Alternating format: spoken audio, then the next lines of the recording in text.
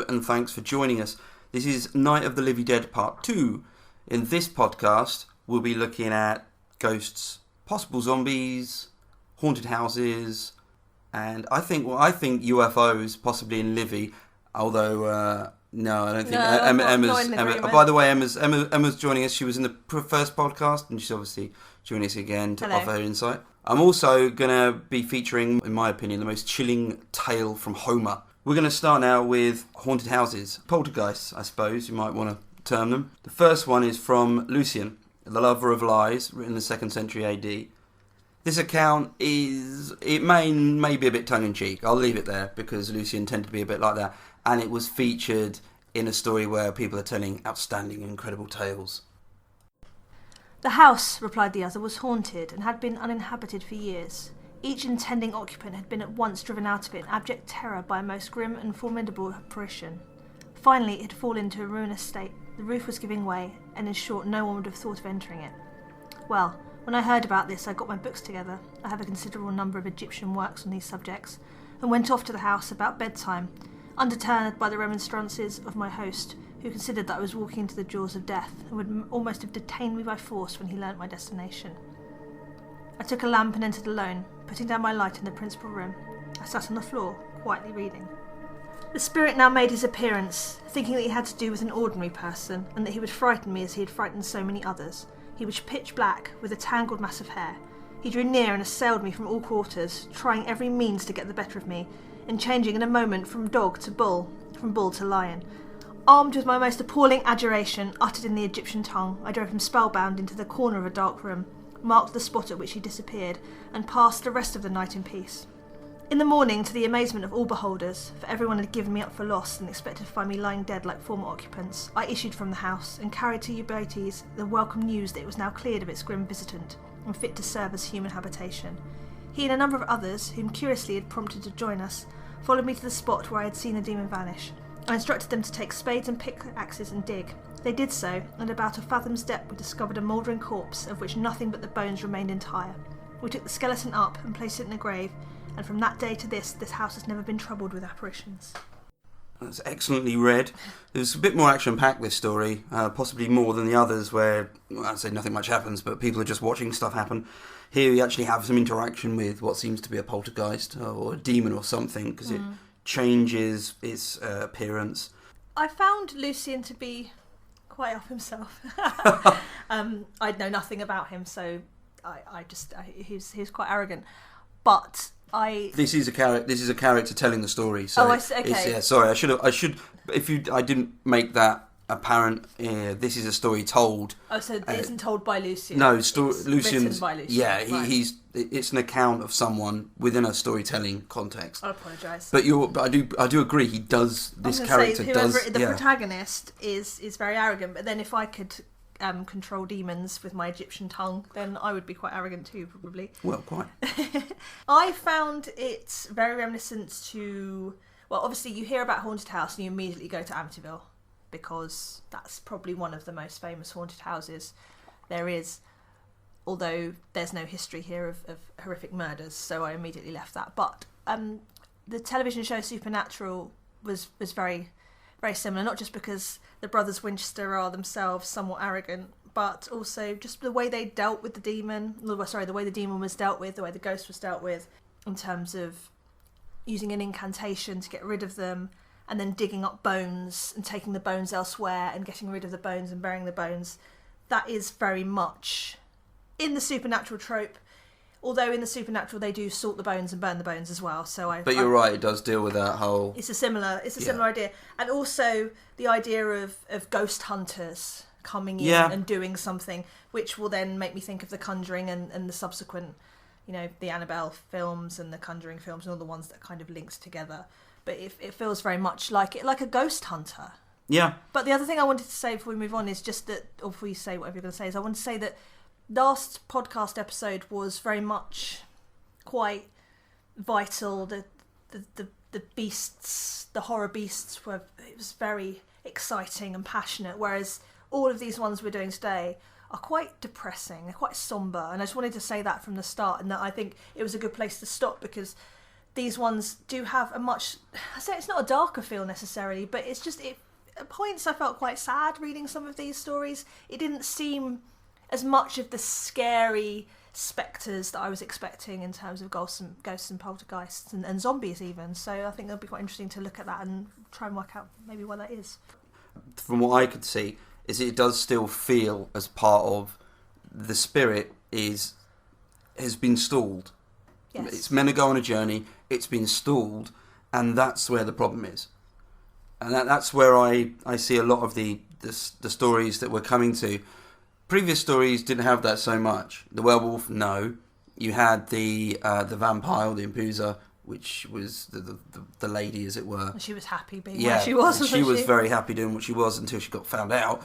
And then Felinion, you had perhaps she was trying to do something. So that was probably the only one that you could find out of that batch. But I agree with you. And in here we have a character who the problem seems to be that they want to again move on. The Egyptian reference is because there was a lots of sort of spells and incantations. Where Egypt was where you didn't get them from, but they were known for it. You have lots of the magic papyri, that kind of thing. Was there not much magic in? Oh, there was lots of what we would. Magic's a really difficult thing to define in antiquity because for some people, magic can only exist outside of a fixed religion. Yeah. It's in contrast to a fixed religion, and the Greeks and the Romans, they didn't have what I would term a fixed religion, and by that I mean they didn't have a single text, they didn't have a single point of worship. Right. The use of the term magic has a very different reference in antiquity, where it's almost subverting a relationship that you have with a deity. Okay, that's interesting. You have curse tablets and things like that. You have a lot of personal magic, or what we would term personal magic. But anyway, we'd probably term it chaos magic now. Yeah. That's the personal side, but we won't go down. We won't go anywhere near there. But thanks again for that. The next story, it's another haunted house. This time it's by Pliny, and he references in one of his letters. So it's 1st century AD. One of many Pliny's letters. One of the more interesting of Pliny's letters that aren't asking about aqueducts or where you should put paving slabs or whatnot. Anyway, I'll get on and I'll read that. So here we go. To this story let me add another as remarkable as the former, but attended with circumstances of greater horror, which I will give you exactly as it was related to me. There was at Athens a large and spacious but ill-reputed and pestilential house. In the dead of the night a noise resembling the clashing of iron was frequently heard, which, if you listen more attentively, sounded like the rattling of fetters. At first it seemed at a distance, but approached nearer by degrees. Immediately afterward a phantom appeared in the form of an old man, extremely meagre and squalid, with long beard and bristling hair, rattling the shackles on his feet and hands. The poor inhabitants consequently passed sleepless nights under the most dismal terrors imaginable. This, as it broke their rest, threw them into distempers, which, as the horrors of the mine increased, proved to the end fatal in their lives. For even in the daytime, though the spectre did not appear, yet the remembrance of it made such a strong impression on their imaginations that it seemed before their eyes, and the terror remained where the cause of it was gone. By this means the house was at last deserted, as being judged by everyone to be absolutely uninhabitable, so that it was now entirely abandoned to the ghost. However, in hopes that some tenant might be found who was ignorant of the great calamity which attended it, a bill was put up, giving notice that it was either to be let or sold. It happened that Athenodorus, the philosopher, came to Athens at this time, and reading the bill, ascertained the price. The extraordinary cheapness raised suspicion. Nevertheless, when he heard the whole story, he was far from being discouraged, that he was more strongly inclined to hire it, and in short actually did so. When it grew towards evening, he ordered a couch to be prepared for him in the forepart of the house, and after calling for a light, together with his pen and tablets, he directed all his people to retire within. But that his mind might, not for want of employment, be open to the vain terrors of imaginary noises and apparitions, he applied himself to writing with all his faculties. The first part of the night passed into the usual silence. Then began the clanking of iron fetters. However, he neither lifted up his eyes nor laid down his pen, but closed his ears by concentrating his attention. The noise increased and advanced nearer, till it seemed at the door and at last in the chamber. He looked around and saw the apparition exactly as it had been described to him. It stood before him, beckoning with the finger. Athenodorus made a sign with his hand that he should wait a little, and bent again to his writing, but the ghost rattling its chains over his head as he wrote, he looked round and saw it beckoning as before. Upon this, he immediately took up his lamp and followed it.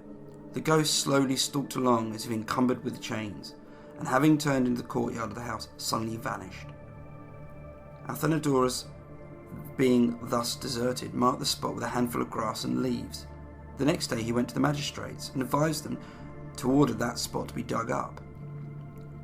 There they found bones commingled and entwined with chains, for the body had been moulded away by long lying in the ground, leaving them bare and corroded by the fetters. The bones were collected and buried at the public expense, and after the ghost was thus duly laid, the house was haunted no more. Old men, rattling chains. I think the story's pretty much got it all. Absolutely. What did you make of it? What were your thoughts on this one? Funnily enough, you saying that, the first thing I thought of with the old ghost rattling a chain is obviously A Christmas Carol. Little bit of Dickens there, but obviously this isn't a Christmas podcast, this is a Halloween one. So I was thinking, when you told me it was about haunted houses and poltergeists, I was kind of hoping for a Shining / Innkeepers kind of style, with it was the house itself that was evil. Oh, I see, yeah. I got you. But unfortunately, that isn't what happened. But it's still a classic haunted house story, and again, it harks back to the Lucian one we looked at earlier, in regards to it being quite similar to Supernatural in terms of how they deal with the ghost and getting rid of it by removing the bones and putting them somewhere else and burying them again. But the bit about the notice of the house to be let or sold, and how no one wanted to buy it again, very Amityville, bring that back again. Strangely, I found it to be quite similar in parts to Beetlejuice, when the ghost kept on beckoning and mentioning all the people in the house. He really does, doesn't he? He gets, not going to say stroppy child. No, but stroppy old man. Stroppy old man. You have the priest. Yes. Priest will always go in there and he'll be, I don't believe this, it doesn't matter, etc., etc. He's playing the very male role again. I know I referenced this earlier in the previous podcast. I spoke about the sort of very much the male criteria, and he's doing that here because he's being very controlled, very measured. Yeah. Even when an old man's waggling his finger at him. I just want to point out, by the way, if anyone who is a horror lover is listening to this, that I appreciate that Beetlejuice isn't the one trapped in the house. But I just mean that the kind of intensely being annoyed by a spectre made me think of Beetlejuice, and then I remembered that the people in Beetlejuice were the ones that were trapped in the house. So I just wanted to make that clear. But no, I thought it was really interesting. I really liked it. Again, it's quite sombre. Again, it's this idea of people being trapped somewhere and then going a little bit mad, if a ghost can go mad, and being annoying to people because they can't tell them what they want or what they need in order to be saved or to be taken out of that. But this one, the ghost in this one seemed a lot less aggressive than the ghost in the first one, so it did feel more... He cuts quite a sad, pathetic figure. Yeah, that's what I was saying about the sadness. It was quite sad, and perhaps the rattling of chains wasn't to scare, it was more to get attention. Yeah. The only thing missing for me on this one is who it was. Yeah, they don't say anything about that, do they? But then with the other one, they don't either. Perhaps they just didn't know. I suppose if you've got a bunch of old bones, there's going to be an old... Whoever it was had been buried in the house. They hadn't been properly buried, as it were. And you may not be aware of this again. This is purely this ancient history bubble. Yep. Correct burial of the dead was an absolute in antiquity, particularly in ancient Greece. Oh, okay. One of the worst things that can happen is if you weren't buried. And you think of what happens to in the Iliad, Hector's body.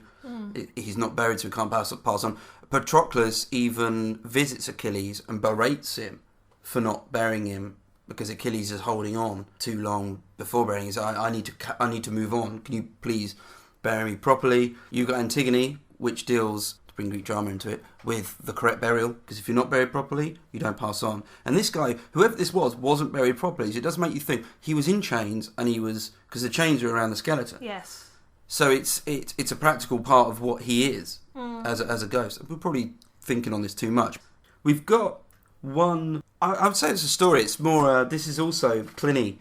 So I'm just gonna read it out, and you can make of it what you will.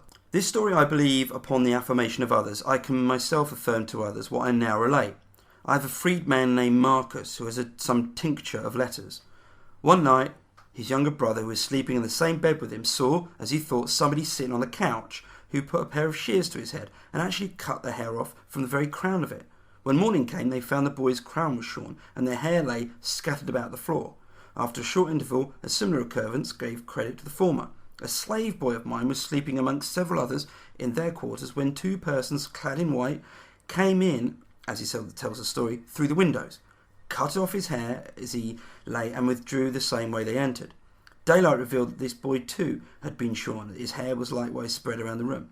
Nothing remarkable followed. I put this one in simply because it just seemed a bit bizarre. I'm not really sure what's going on there. Yeah, we both took quite different things from this when we first started talking about it, and then you pointed out something that I hadn't completely ignored, and there's a reason for that. But I will. I don't want to spoil what you thought of it for everybody. I really felt like the hair cutting thing was something that was ringing a bell in the back of my mind. But I couldn't find anything. I went on research. My Google history probably looks very strange about ghosts cutting hair as some sort of demon hairdresser. Then I went back to the classic child affected by ghosts, Carol Ann and Poltergeists kind of thing, because it looked like these were young men, boys who were being hurt, or not really hurt. Having a haircut isn't painful, but who were being affected by a ghost or a poltergeist. Then I know what you mean, but it can't be a poltergeist because whatever this is coming in through the windows and then leaving by them. So it's a sort of burglar ghost. That cuts your hair and then just leaves it. And then when we're talking about coming in through windows, we found our way towards Salem's Lot and the child comes through the window, and Lost Boys when Michael floats up and tries to get through the window.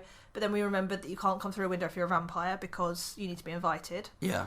Which true. Then led to your theory, which... Well, my theory started with zero credit or credulence to it, and I think that was it peaked at that point. Yeah. I thought initially strange people coming through windows trying to take bits of you.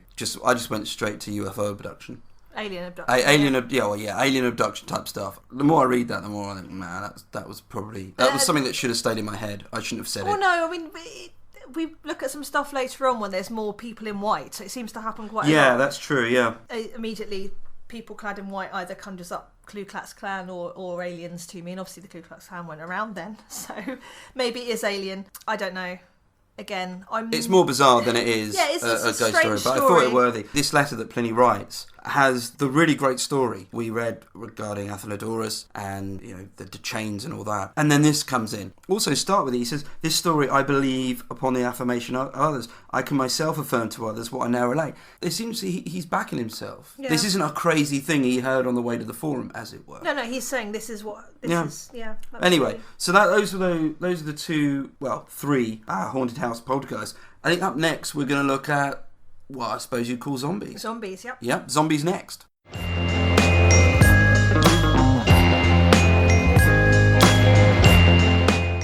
Before we start with the zombies, I forgot to mention that we've got two references in Suetonius to what I suppose you call haunted houses or haunted areas. The first one is Augustus. We'll start with Augustus first. Augustus 6, he talks about the emperor's nursery in his grandfather's house being, I'd say haunted. It's actually quite fearsome. He says, "For when a new owner, either by chance or to test the matters, went to bed in that room, it came to pass that after a very few hours of the night, he was thrown out by a sudden mysterious force and was found all half dead before the door." Unsurprisingly, Caligula has some involvement. Caligula 59, the gardens in which Caligula had his funeral pyre on, it seems that had his funeral pyre, it was done quite quickly. Apparently the caretakers of the gardens always said it was haunted, and they were continually disturbed by ghosts, which is not surprising bearing in mind that Caligula ended up there. So I just wanted to throw those two things in there because again it's a different source. You might want to look them up. Suetonius, Caligula 59 or Augustus 6. Anyway, we'll get on now to the zombies. And I say zombies, I use the term quite loosely because even today you'll have people arguing what zombie is. Oh yeah, I mean you get people, the classic one is when people talk about 28 Days Later and how that isn't actually a zombie film because it's a virus. Some people don't even believe zombies would be caused by viruses. As a scientist, I could argue, the most recent horror film that is the most realistic in terms of how a zombie apocalypse could actually happen is The Girl with All the Gifts, because it talks about a fungus that is called cordyceps, which is able to overwrite the nervous system. It does it in insects, and so if we're going for a completely realistic idea of a zombie, that would be where it is. But yeah, these zombies are not zombies as we know them. No, I find just on your point, it seems that in the more recent zombie films, because there's so many made, I'm sure that there are some that would buck this trend. There's almost either a need to have some real credibility as to why a person is a zombie. So they'll say, well, it's because of this specific, you said, was it fungus? Fungus or virus. Fungus or virus that makes people act in a particular way. Or they ignore it totally. Yeah. And they never refer to it. And it's just accepted that this is the case. Again, I wonder if it's just to increase the fear, because if you explain something, and if you say this could credibly happen, even though shall we say, we have to stretch imagination for that situation to occur, it still makes it a bit scarier, because the more real something is, the more scary it is. In any case, what we're trying to say is that the cause of zombies is often something that's very much discussed or not discussed at all. What we're going to look at now, there's two accounts.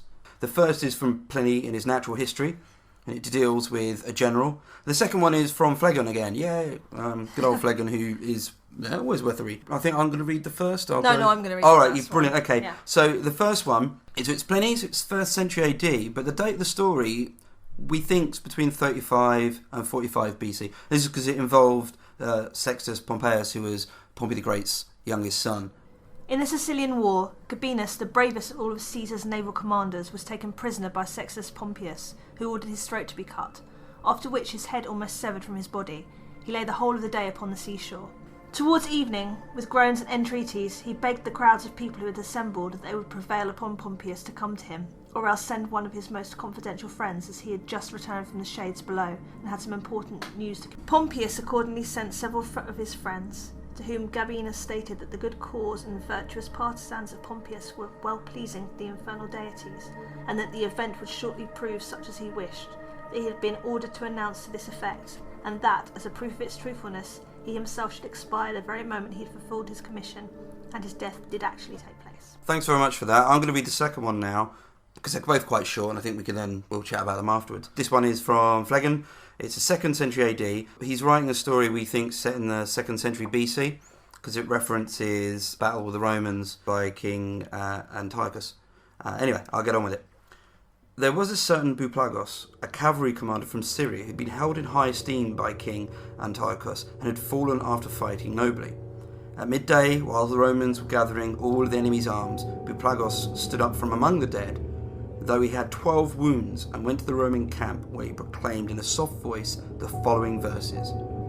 Stop despoiling an army gone to the land of Hades, for already Zeus Cronides is angry beholding your ill deeds, wrathful at the slaughter of an army at your doings, and will send a bold-hearted tribe against your land that will put an end to your rule, and you will pay for what you have wrought. Shaken by this utterance, the Roman generals quickly convened the multitude and deliberated about the ghost. They decided to cremate and bury Buplagos, who expired immediately after his utterance, purify the camp, perform a sacrifice to Zeus, and send a delegation to the oracle at Delphi to ask the god what they should do. So the two stories that we would place perhaps in the realm of zombies. I think they're short but very interesting, and I know Emma's got some thoughts on this. Yeah, they are interesting. I would call them sad zombies if they are zombies, because they both, I don't know, they've both just got this real somber feel to them. When I was looking at them earlier and I was thinking about them, I was thinking about how the modern genre, when it comes to zombies, is talking about a social commentary. It's often a social commentary on what is happening at the time. And so I was wondering initially whether this looks like or felt like, obviously as being a complete novice in terms of ancient history, whether this was a social commentary about the time because of the wars and so on, or whether that just happens to be something that sounds and looks like a lovely tie-in. I think there's something that's being said in the second. The Romans aren't behaving themselves in some way. I think there's again what I mentioned earlier about making sure the dead were respected. Yeah. And there seems to be the aggravation here is that in some way the Romans aren't respecting the dead that had fallen. It might be because they've not buried them. It might be because they've not allowed them to be buried. Out of interest, when Romans died in battle, in large battlefields, did they make those battlefields graves, or? What I'm aware of is that you have some sort of funeral mound. Right. And so it still counts as a as the ritual that would allow them Yeah, to pass on. Yeah. Okay. And I know that I seem to remember in ancient Greece, in hoplite battles, the winner generally was the one who was asked for the truce to bury the dead. Oh, okay. So if you wanted to know who won the battle, it was the one who was then asked, "Can we stop now so we can bury the dead?" I thought you were going to say it's the one who didn't die.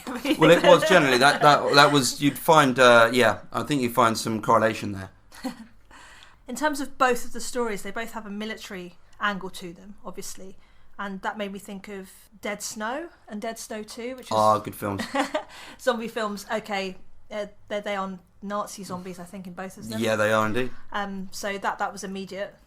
Zombie military, but also military bases are used a lot in zombie films. Pretty much all zombie films, the place where people go to be safe, either that or the CDC, as we've seen in The Walking Dead. But generally, those are places. That's what made me think of that. I did think that it felt more like a ghost story in a lot of ways, in regards to, although obviously there are people rising from the dead. There is a ghost trope where ghosts are stuck until they do something. Yeah. And such as in the film Ghost, which isn't a horror story, but it was on TV the other night, and I love Patrick Swayze, so what are you going to do? That was very much that he couldn't move on until he had done what he was going to do, and I'm sure there are other films which involve pottery. And there's a lot of pottery in ancient Greece Oh, and ancient Rome, so there we go. There's our link. No, but I'm sure there are a lot of other horror films that involve people having to do something. Oh, absolutely, yeah. But I just couldn't, it was just Ghost because I've seen it recently. And the other thing I found quite interesting about this is it really piqued my scientist's interest, because I was thinking, could this actually happen? Could this have actually happened? Do you mean could someone have their throat slit, almost severing their head? So we're going to say he had his throat cut. Yeah. Because it might just be exaggerated. Yeah. And let's just say he had his throat cut and he was left for dead. Yeah.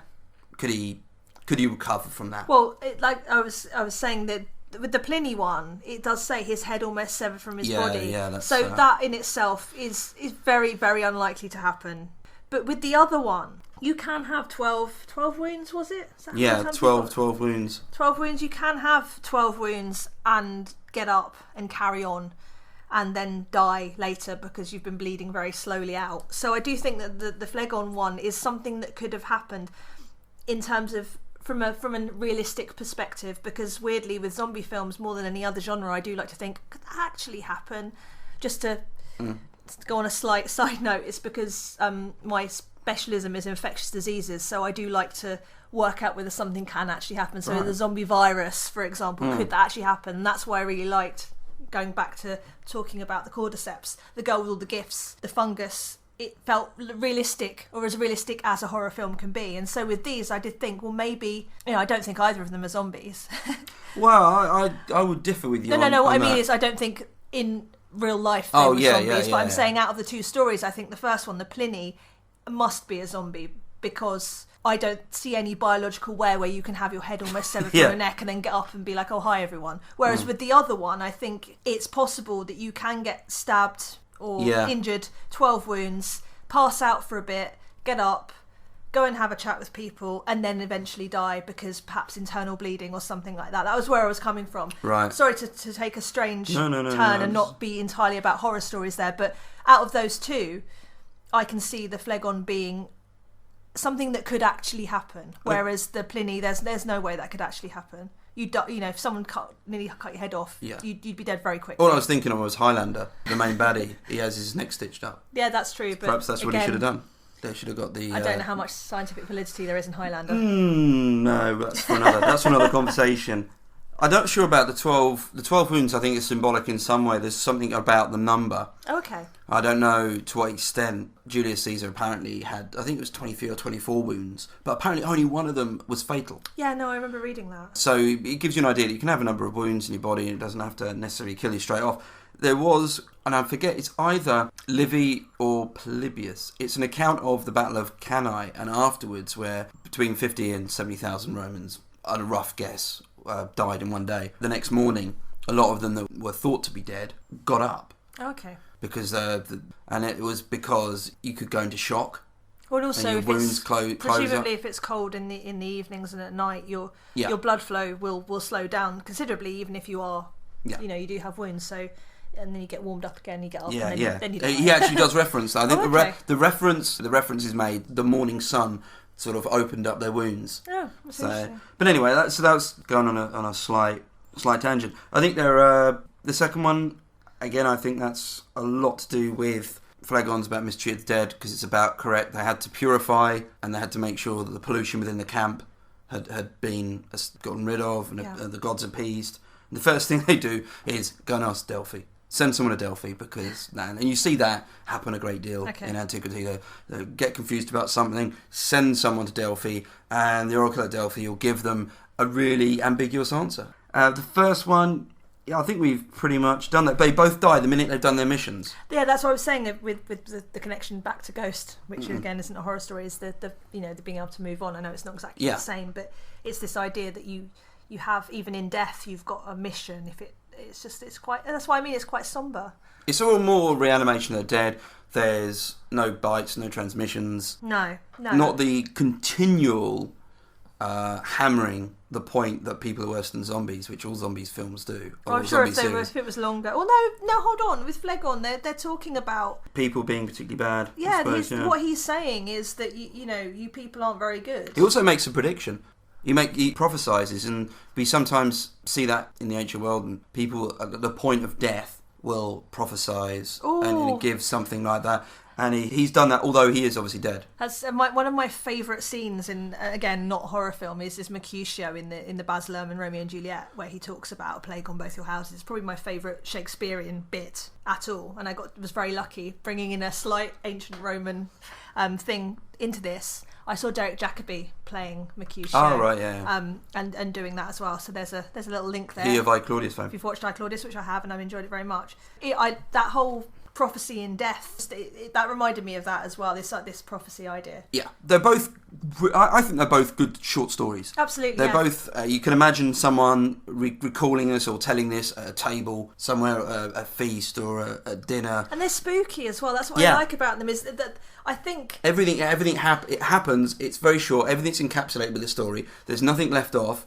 I'm going to say you're satisfied by, you're not asking too many questions because it's all neatly folded together. But some of the best horror, I think, does have that darkness and that sadness to it. Yeah. And that's why I really like these, is that they do leave a little bit more. They leave that idea of it's just a bit sad, and it's just a bit dark, and I like that. I like that about them a lot. Well, I know how I can cheer you up. Go on then. I'm going to cheer you up with I'm gonna do this now. I was gonna leave this to the end, but I'm gonna cheer you up with the most chilling story from Homer. And in my opinion, as I've said, probably I can't find anything else as, I'd say, scary. It's just downright horrible. When we come back, we'll do that. I'm gonna read it out when we come back.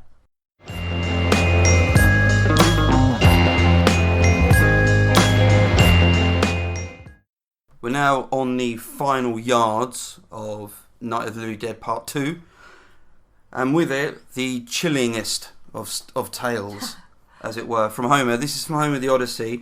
A lot of people think that the Odyssey finishes when Odysseus returns and kills the suitors, and I think that there's so much that goes on after that. My last podcast I did on Odysseus, and how he was when he got back, there's just so many inconsistencies. There's so much unusual activity going on with Odysseus and how he deals with the world. If you want to listen to it, then please do so. And I referenced it then. There's something in there that I found very, very dark and very, very savage. So I'm going to get to it now. I'm just going to read it out, and then I'm going to look to see what reaction Emma gives me, I suppose. Okay. Exciting. It's from book 22, and it's just after the slaughter of the suitors. Picture the scene. The suitors have all been butchered in the hall. Dead bodies everywhere. Odysseus has a number of issues now. I suppose the modern term would be firefighting. And so he turns to his son and starts giving advice as to what to do next. Start carrying these corpses outside now, and then take charge of the servant women. Have these splendid chairs and tables cleaned, wiped with porous sponges soaked in water. Once you've put the entire house in order, then take those servants from the well-built hall to a spot outside between the roundhouse and the sturdy courtyard wall and kill them. Slash them with long swords until their life is gone, from all of them. and they've forgotten Aphrodite and how they loved the suitors when they had sex with them in secret. Odysseus spoke. Then the crowd of women came, wailing plaintively and shedding many tears. First, they gathered up the corpses of the dead and laid them out underneath the portico, leaning them against each other in the well-fenced yard. Odysseus himself gave their instructions and hurried on to the work. The women were compelled to carry out the dead. After that, they cleaned the splendid chairs and tables, wiping them down with water and porous sponges. Telemachus, along with Philotius and Eumaeus, with shovels, scraped the floor inside the well-built hall, and women took the dirt and threw it in the yard. When they put the entire hall in order, they led the women out to the sturdy house, to a place between the roundhouse and the fine wall round the courtyard, herding them to a narrow space where there was no way to escape. Shrewd Telemachus began by speaking to the other two. I don't want to take these women's lives with a clean death. They've poured insults on my head, on my mother, and were always sleeping with the suitors. He spoke, then tied the cable of a dark-prowed ship to a large pillar, threw one end above the roundhouse and pulled it taut and high, so no woman's foot could reach the ground. Just as doves or long-winged thrushes charge into a snare set in a thicket, as they seek out a roosting place and find out they've been welcomed by a dreadful bed, that's how those women held their heads all in a row, with nooses fixed around their necks, so they'd have a pitiful death. For a little while they twitched their feet, but that did not last long. Pleasant reading. Yeah, Odysseus' son. Telemachus. Not a very nice guy. No. No. It seems like there's been a theme throughout the whole thing about women who are sexual getting punished. Which is a massive horror trope. If you look back to it, is that, I hate to go scream on you, but the virgin always survives. The virgin is the final girl, the one who doesn't get killed. I always think of those 50s movies, but it's let's go to make out point. Yeah. And the monster always gets them there. I mean, obviously that's not exactly, but he wanted to punish them because they were sleeping with the suitors. I had two people help me out with this, and I did say I'd give them some I'd just name check and say thanks. First one is at Fable Reader and at Ian Peter. I had a little dialogue with them on Twitter, and they said that instead a better term might have been collaborated. So when he mentions about you conspired with Aphrodite and all this sort of thing, it may not be that he's castigating these, and there are 12 of them. Just so you know, there are 12 of these maids that behaved in this way. Yep. He's not necessarily castigating them for sleeping with the suitors. What he's castigating them for is the collaboration with the suitors, which itself still seems rather bizarre, simply because the suitors are dead. As a political situation, it's been resolved. In a very small way, it's been resolved because the suitors aren't there anymore. So why then punish? Why then punish the maids? Secondly, again, if you haven't read the Odyssey, you may not be aware of this. Telemachus is he just annoys me throughout the entire Odyssey. He is someone who's constantly saying, I'm not old enough, I'm not grown up enough. Right. And at the beginning, when Athena dresses up and pretends that she's mortal and chats to him, you do get a sense of even Athena going, oh, come on, just get on with you. Just. How old is he? Well, I'm looking at him as being, I would say, late teens, purely because he's old enough to slaughter a load of women. Yeah, he's old enough to fight and the rest of it. He's not allowed to interact with the female servants. That's still his mum's role. So there's that kind of, he himself hasn't quite come of age in certain regards. Okay. But it's just the fact that he's had no real military experience up to this point. He's got into a fight with his dad in the hall, and he's killed some suitors. So would that be the first time he killed people? Pretty much, he's gone from 0 to 60 very quickly. And the idea of killing women in this particular fashion, hanging, is something that we see elsewhere in ancient Greek, particularly in the myth. It seems to be a unique female punishment in many ways. I think the idea was that the women were seen as earth, separating them from the earth by just that. The fact that he doesn't even want to kill them nicely. He wants them to suffer. It just seems very bizarre. It's unnecessary. And the thing that really gets me, the thing that got right under my skin, was that last line. For a little while, they twitched their feet, but that did not last long. It's just the last thing you're left with as a mental image is just a series of feet moving. Little women's feet. Women, yeah. So then that is creepy. It's just creepy. Not because it involves a scary monster. Not because we're looking at the Odyssey. The Odyssey involves Cyclops. It involves men turning into animals. There's lots of weird stuff. Ghosts. All sorts. You go to the underworld. Lots of things happen that should be far scarier. But this is real horror for me, simply because it's the horror of an individual. It's the capability of someone being that, of just, I wouldn't say snapped, but that vicious. It's coming back to that thing we were talking about when we talk about zombies, about, humans are the biggest monsters. It's an example of that. And yeah, it is horrible, the thought of having poor women. All hung together as well, in one.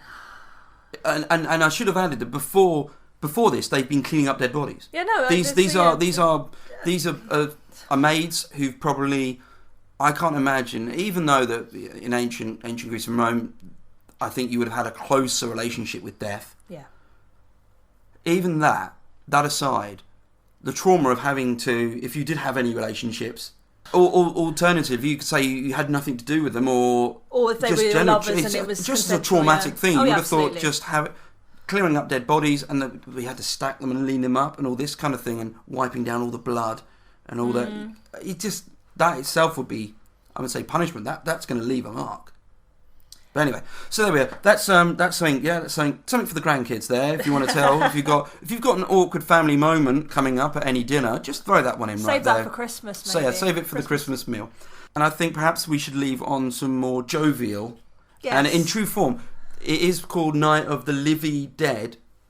Not for just the pun. We are in fact going to include Livy. And if you haven't already realised or done this, you might have noticed that Livy writes huge slabs of text, and some of it is very detailed, very kind of forensic about all sorts of things, and then he throws in at the end of the years, and there are some really quite bizarre things that he just mentions off the bat, and you're screaming at the book, why not more? I want to know about the child with an elephant head that's born. Who doesn't want to know about that? Yeah, I want to know about exploding spears that he talks about. And when we come back, we're going to look at some of the things he's come out with, some of the things he mentions. I'm going to pretend there's some very slight semblance to UFOs and aliens. Emma's going to do what she just do and laugh. And then we're going to look at those, and hopefully it'll lead to a cheerier ending. So join us in a second. That's what we need.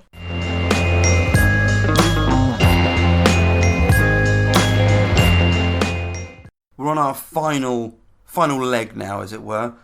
Just about to finish up. We thought that we'd look at some of the things from Livy, as it is Night of the Livy Dead. Some of the weird, unusual occurrences that occur in Livy. Before I want to go into that, I just want to, I suppose, appeal, as it were, to first of all, if you're listening on iTunes, please rate and review this podcast. Believe it or not, it does take quite a lot of time to do. Does take quite a lot of effort to do. I don't do it for any money or anything like that. So it's nice when you get someone saying something nice, even if it's that sounded good, I enjoyed it. So you can find my iTunes podcasts. You can find links to that and my lip sync and my SoundCloud. It's all on ancientblogger.com, all on my website. All the links are there. But presumably you're listening to it on one of the platforms. And also, I really should offer Emma a chance again to remind you to follow her on Instagram. Yeah, as I said in the first podcast, I'm not on much social media, but I am on Instagram at Fire After Dawn, and it is mostly irreverent stuff, bit of fitness, bit of infectious diseases, bit of, I hate the word random, but it's quite eclectic, shall we say. But there's something for everyone. Something for everyone. If you like diseases and fitness and leggings. Yeah. Leggings and diseases. There we go. Yeah. That should have been a category we'd done. In any case, so we're going to look at Livy, some of the weird things. So starting with 2162. We've got... This is one of the things that I really like, straight away. A phantom navy was seen shining in the sky. I need more than that from Livy. Yeah, when you showed me these, when we were deciding which ones to talk about, it's reported with such matter-of-factness, and Yeah. they're all really odd. And I don't understand how you said he wrote pages and pages on meetings that were taken about town councils and stuff, and yet something really interesting happens, and it's a line, and it's just like, oh yeah, this happened. It's really bizarre to me. I do think that to an extent, Livy's writing in the 1st century BC. I think there's a bit there of him not particularly relishing these. I think there is a bit of derisory, because he does mention a few times prior to this, because of the war, because this is going on during a war. Okay. There were these weird things. People get more suspicious. They get more superstitious. Aren't they idiots? Look at what people report. Well, perhaps that's how I view it. He's a bit of disdain. He also said 2162, in the territory of the Maternum, beings in human shape and clothed in white were seen at a distance, but no one came close to them. And here we come with the aliens UFO. Well, it's just there's Conspiracy a lot theory. of stuff that goes on in the sky here. In 22:1, you've got at Capena 2 moons were visible in the daytime. You've also got the waters changing to blood. This is something Livy has 2 or 3 continual themes with his, what I would term, portents. He always refers to them as portents, because something has to be done. What happens is all of these are recorded, and then the Romans decide that they need to do this in order to make sure that everything's okay with the gods still. It's always raining stones. Right. There's usually things being struck by lightning, which is really not surprising. And the final one is rivers or lakes of blood. And all of those things can be explained scientifically. Yeah, I know I mean, even I'm aware of algae blooms, as it were, and that could be, Yeah, well, and also if it's war, then maybe someone's been stabbed and they are actually bleeding into the water supply, and it's making it look red. Possibly. There's possibly that too. And, but big showers of stones, I mean, hailstones can be massive and look like stones. Yeah. That's kind of one of the reasons they're called hailstones. Well, yeah, that is true. And being struck by lightning. I mean, we've got to remember as well, I'm being somewhat flippant. These are all recorded. You've got to remember as well, Livy does a fair amount of source checking and the rest of it. He's writing a couple centuries after all of this. Yeah, no, what I was going to say was it's easy to scoff at them this far ahead with all the science that we have, but at the time, why would lightning is a strange thing. Well, lightning was very, very pertinent to the Romans. Okay. And it very much resembled, I think I'm right in saying that if you were a consul and you saw lightning in the sky, you could call off the day's political meetings. Don't tell our politicians that. No. The other thing that comes in, and this is 2236, he talks about statues sweating blood or sweating. Now, that's something I remember being, whenever you have, I wouldn't say bleeding statues, but you have those statues, and they say, they cry blood, don't they? Cry blood and that kind of thing. So I don't know, again, I know that is often explained. I forget what the explanation is, but again, it's this idea of, Oh, yeah, there we go. I'll give you an example, an absolute example here, of Livy being condescending. Go on then. So 24:11 starts. Many portents were announced that year, and the more readily men of simple and pious minds believed in them, the more numerously they were reported. So the idea is it's self-digesting. Group hysteria. Yeah, it's group people. He talks about crows building a nest, not particularly good, but at Hadria an altar had been seen in the sky with men clothed in white standing about it. Aliens! They're beginning to sound like Arnold River in Red Dwarf, crying aliens all the time.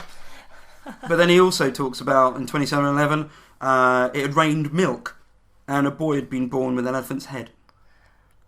Rained milk? Yeah. Did it just look like milk, or did it taste like milk? I have no idea. Well, is this what we mean? We need more information. Livy, tell us more. Well, 2737, he talks of a child that had been born there in size and appearance equal to one 4 years old. Poor woman. Poor child, because the diviners had been summoned from Etruria, said that this was a dreadful portent. The thing must be banished from Roman soil, kept from any contact with the earth and buried in the sea. They enclosed it alive in a box, took it out to sea and dropped it overboard. That's horrible. I thought we were supposed to be cheering ourselves up with this one. Should do. Although, I don't know how big a 4-year-old child was back then. I presume they probably would have been a bit smaller than a 4-year-old child is now. But even so, the thought of, what happened to the mum? We need more information. 2810, you've got a pig being born with 2 heads. Yeah, that can happen. But then 2 suns were said to have been seen at Alba, and at Fregale it had become light during the night. Again, you've got the sky, things going on in the sky. I mean, that can be explained by aliens, but it can also be explained by... Oh, yeah. You've seen other things, so... meteors in 2914. Yeah. In this state of excitement, men's minds were filled with superstition, and the ready credence given to announcements of portents increased their number. So this is Livy saying, idiots. He's saying the more times people have... Can I ask something, though? Yeah. When they talk about men, do they mean men, or are they talking about people? I think possibly men. Because I was just wondering if women reported stuff like this, was it just a kind of, women? I don't know. I couldn't honestly say. I'm not trying to find sexism in it, but I just wondered whether... Finding sexism in antiquity is not the hardest. No, but you jobs. see, not so far back, that women have always been seen, the whole witches mythology and the whole idea of women being more connected to the supernatural for one reason or another, and I just wondered if men were kind of scoffed at if they saw weird supernatural things, but women, it was just expected. I have to say there was one of them that I really liked, not for any other reason, it just made me laugh, and it was... Oh, sorry, I've missed that one at 22.1, UFOs, and say, at RP, shields had been seen in the sky. And the sun had appeared to be fighting with the moon. Oh, that's so dramatic. But if I can say what I was going to say, because it's amused me very much. Caer, is that... How do you say that word? Caere, yeah. Caere. Sorry. This is 2162. I went a bit Spanish with my pronunciation then. The oracular tablets. The oracular tablets had shrunk in size, and in Gaul, a wolf had snatched the sentinel's sword from its scabbard and run off with it. It's got this brilliant idea of this wolf just being with like a sword in its mouth. Brilliant. Love it. So, yeah. That amuses me very much. I think that might be a good place to stop before we get too dark. In any case, there we go. So that's our that's the end of Night of the Livy Dead. Hope you've enjoyed it. This is part 2. If you've not listened to part 1, hopefully this hasn't put you off. And you might want to go back and listen. Part 1 isn't as sad. Part 1 cheerier, equal amount of death. Yeah, of course. A bit more upbeat. Yeah. A bit more sanguine. Yeah, I'd like it. Well, I think both are equally excellent. You have to listen to both, please. In any case, we've been talking way too much. You've been listening a lot. Really, really appreciate that. If you want to find my other bits and bobs, you can do so on my website at ancientblogger.com. You can find me on Twitter. Come and say hello at Ancient Blogger. And I look forward to doing some more podcasts soon. Not sure when. Perhaps I might get Emma in and we can talk about disease and in the ancient world. That would probably be a bit more. If you've got any ideas of what you'd like to listen to, then send me. I'll always give people shout outs if they come up with a great idea. If you'd like to be a guest, then please let me know. Take care. Have a great Halloween. And until next time, keep safe. Bye.